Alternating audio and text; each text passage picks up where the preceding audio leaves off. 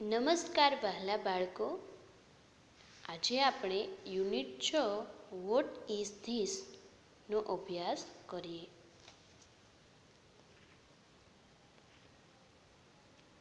Unit 6 vote is this એટલે આ શું છે.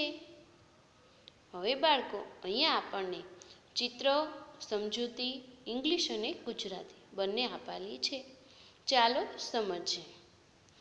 પહેલાં અહીંયા આપણને હાથીનું ચિત્ર આપેલું છે અને જુઓ વાક્ય વોટ ઇઝ ધીસ. વોટ એટલે શું, ઇઝ એટલે છે અને ધીસ એટલે આ શું છે. This is an elephant. તો આ હાથી છે. સમજાય છે બાળકો? વોટ ઇઝ ધીસ, તો વોટ એટલે શું, ઇઝ એટલે છે, ધીસ એટલે આ શું છે. થઈ ગયું વાક્ય? તો ધીસ ઇઝ એન એલિફન્ટ. આ હાથી છે. એવી રીતે જ નીચેનું ચિત્ર જુઓ, ચકલીનું, પક્ષી. Vote is this? આ શું છે. This is a bird. આ પક્ષી છે. અહીંયા આપણને ચિત્ર તો ચકલી છે, સ્પેરોનું, પણ અહીંયા આપણને બર્ડનો ઉપયોગ કર્યો છે એટલા માટે આપણે શું કરશું? પક્ષી. This is a bird. આ પક્ષી છે.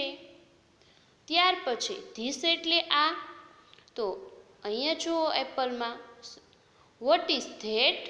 તો વોટ એટલે શું, ઇઝ એટલે છે અને ધેટ એટલે પેલું શું છે. That is an Apple. પેલું સફરજન છે. ત્યાર પછી જુઓ નીચે મંકી એટલે કે વાંદરો. What is that? ધેટ એટલે શું થાય બાળકો? પેલું. તો પેલું શું છે? That is a monkey. પેલો વાંદરો છે. સમજાય છે બાળકો?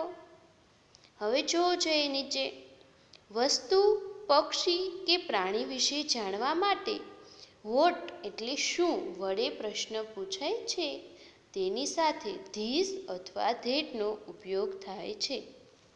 શું કીધું કે વસ્તુ, પક્ષી કે પ્રાણી વિશે આપણે જાણવા માટે વોટ વડે પ્રશ્ન પૂછાય છે અને તેની સાથે ધીસ અથવા ધેટનો ઉપયોગ કરી શકીએ છીએ.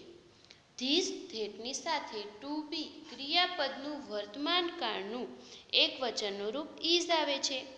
તો આપણે અહીંયા ધીસ અને ધેટનો ઉપયોગ કરીએ છીએ તો વર્તમાન કાળનું એકવચનનું રૂપ ઇઝ આવે છે. IS એટલે કે ઇઝ. હવે આગળનું પેજ જોઈએ બાળકો. પ્રશ્નાર્થ વાક્યો અને યસ નોમાં ઉત્તર લખો. અહીંયા આપેલું છે કે ક્વેશ્ચન અને આન્સર. તો પેલું જોઈએ તો પુસ્તકનું ચિત્ર છે. ક્વેશ્ચનમાં જોઈએ ઇઝ ધીસ અ બુક. તો અહીંયા આપણને પ્રશ્નાર્થ પૂછ્યો છે કે શું આ પુસ્તક છે. તો આન્સરમાં જુઓ yes this is a book. હા, આ પુસ્તક છે. અહીંયા આપણે ચિત્ર જોઈને આપણને પ્રશ્ન પૂછેલો છે કે શું આ પુસ્તક છે. તો સાચો જવાબ છે તો આપણે શું કહી શકીએ? Yes this is a book. અથવા તો હા, યસ ઇટ ઇઝ. તો હા, તે પુસ્તક છે. ત્યાર પછી બીજું જોઈએ તો કેળું. Is that an apple? અહીંયા આપણને પૂછે છે શું પેલું સફરજન છે. જુઓ બાળકો, તો આ સફરજન છે નહીં. તો શું આવશે? No, that is not an apple. ના, પેલું સફરજન નથી. No it is not. ના, તે સફરજન નથી. અને એનું ટૂંકું રૂપ આપણે ગણવું હોય તો નો ઇટ ઇઝન્ટ પણ લખી શકાય.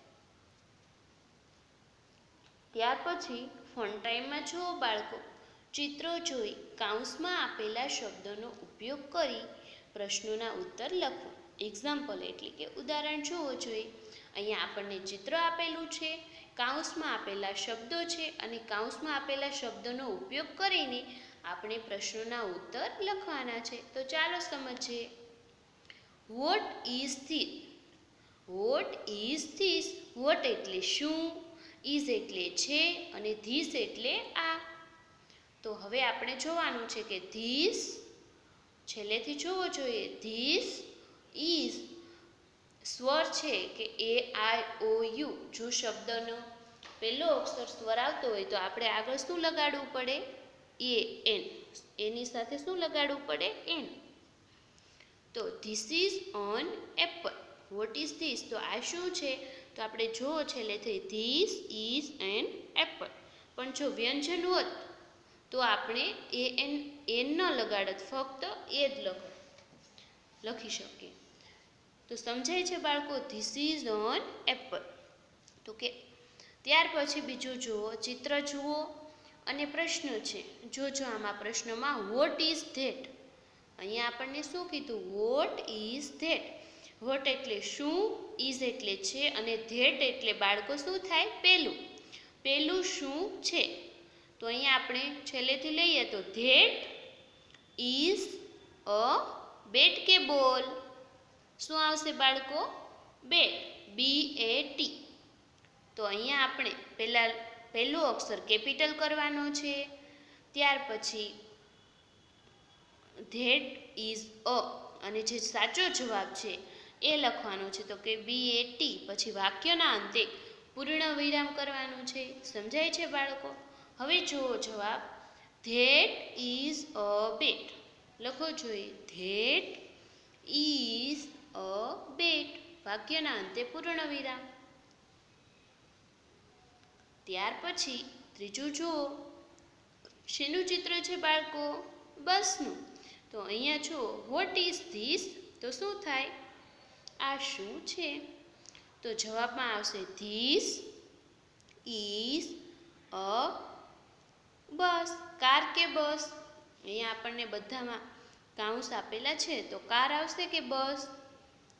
બસ. BUS. તો લખવાનું ધીસ ઇઝ અ બસ. વાક્યના અંતે પૂર્ણ વિરામ. સમજાય છે બાળકો? હવે આગળ જોઈએ પેજ નંબર 21 પર. What is that?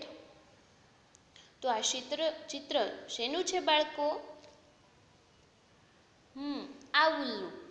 તો ધેટ ઇઝ સ્વર છે શબ્દમાં એટલે શું આવશે? એન. એન. એની પાછળ એન આવશે ને? That is an owl. તો લખો જોઈએ. પહેલો અક્ષર capital. That is on owl. વાક્યના અંતે પૂર્ણ વિરામ. લખાઈ ગયું બાળકો? હવે બીજું ચિત્ર જોવો જોઈએ. બ્રિંજલ. તો વોટ ઇઝ ધીસ? આ શું છે? તો કાઉન્સમાં આપણને બ્રિંજલ અને પોટેટો આપેલા છે. તો શું આવશે બાળકો? This is a brinjal. લખો જોઈએ. હવે ત્યાર પછી હોર્સનું ચિત્ર છે. તો જોવો જોઈએ. What is that? કાઉન્સમાં છે ડોંકી અને હોર્સ. તો અહીંયા આપણે ધેટ ઇઝ અ હોર્સ. લખાઈ ગયું બાળકો? અક્ષર સારા કરજો. ત્યાર પછી કેપ. Vote is this? આ શું છે? This is a cap. This is a cap. લખાઈ ગયું બાળકો? હવે જો આગળ વોટ ઇઝ ધેટ? પેલું શું છે? તો આ ચિત્ર શેનું છે? ક્રો કે હેન? હેન. હેન એટલે મરઘી. તો જવાબમાં લખશું ધેટ ઇઝ અ હેન. ત્યાર પછી ચિત્ર જોવો જોઈએ. Vote is this? બુક કે બેગ? તો શું આવશે? બુક. તો ધીસ ઇઝ અ બુક. લખાઈ ગયું? હવે આગળ જુઓ. What is that? પેલું શું છે? તો ધેટ ઇઝ એન ઓરેન્જ. લખો જોઈએ. That is N orange. હવે બાળકો પેજ નંબર 22 પર જોઈએ. Vote is this? આ શું છે?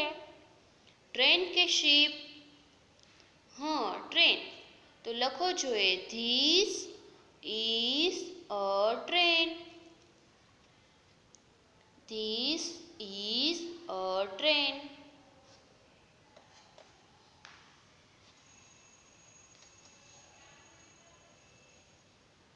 ત્યાર પછી વોટ ઇઝ ધેટ? પેલું શું છે?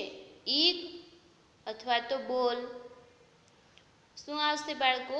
ઈગ. તો જવાબમાં લખશું ધેટ ઇઝ એન ઈગ. ત્યાર પછી વોટ ઇઝ ધીસ? આ શું છે? બર્ડ અથવા કાઇટ? શું આવશે બાળકો? કાઇટ. કાઇટ એટલે પતંગ. This is a kite.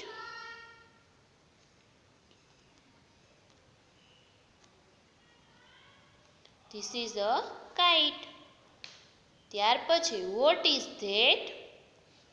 તો પેલું શું છે? ધેટ ઇઝ અ બોલ.